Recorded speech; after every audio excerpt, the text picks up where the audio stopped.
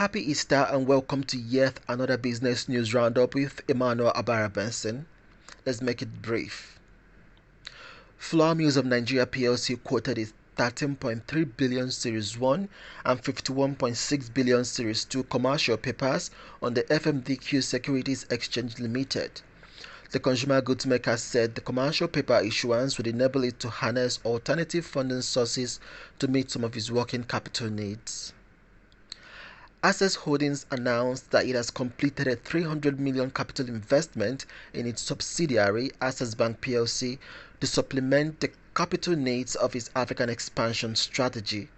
The investment was a Tier 1 capital, qualifying as a mandatory convertible instrument, and received approval from the Central Bank of Nigeria.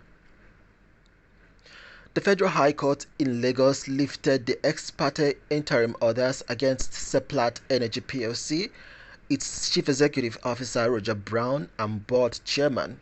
The court orders, among other things, restrained the company's CEO from administering the company's affairs for over a week.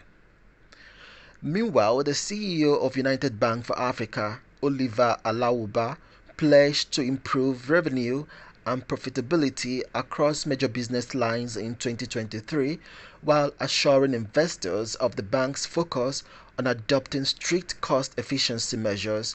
He made the pledge while presenting the company's strategic review and outlook during a recently held investors' call.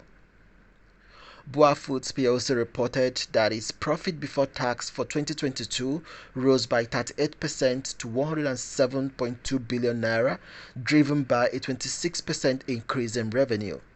The company's gross profit also increased by 29% to 132.8 billion despite high cost environment. Unilever Nigeria plc said it would pay a final dividend of 25 kobo per share for FY 2022, amounting to a total payout of 1.45 billion naira. The dividend payout, which is subject to shareholders' approval and appropriate withholding tax, will be paid electronically to shareholders whose names appear on the register of members as at close of business Monday 17th April 2023. And finally, in today's roundup, Julius Berger also proposed the final dividend payout of 2.5 of 2 naira 50 kobo per share for the financial year 2022. The payment is subject to shareholders' approval and appropriate withholding tax and will be paid to shareholders whose names appear in the register of members as of May 25, 2023.